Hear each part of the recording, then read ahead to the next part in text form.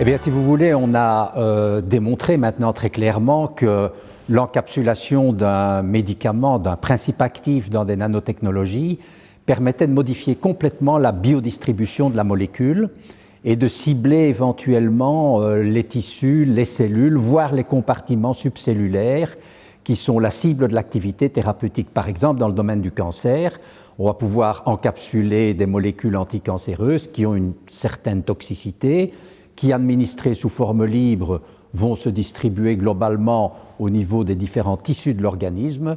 Eh bien, en encapsulant ces molécules dans des nanotechnologies, on va pouvoir cibler les tumeurs et donc par conséquent être plus efficace et avoir aussi des nanomédicaments qui auront une meilleure tolérance que le produit traditionnel.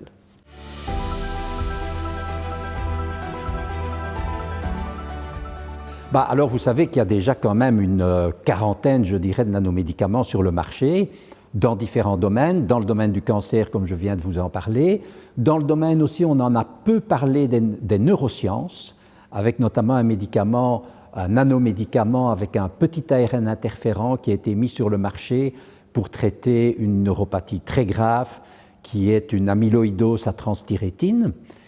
Et puis, pour l'avenir, évidemment, vous savez que les 2 vaccins anti-Covid utilisent des nanotechnologies parce que l'ARN messager est une molécule qui est extrêmement rapidement dégradée dans l'organisme après administration.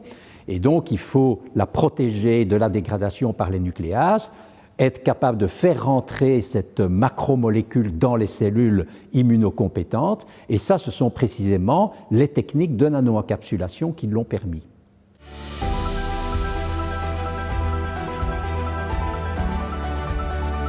Écoutez, d'une manière générale, quand on a des nouvelles technologies, qu'elles soient nanoparticulaires ou autres, l'objectif est toujours un objectif d'améliorer le bien-être je dirais, des citoyens.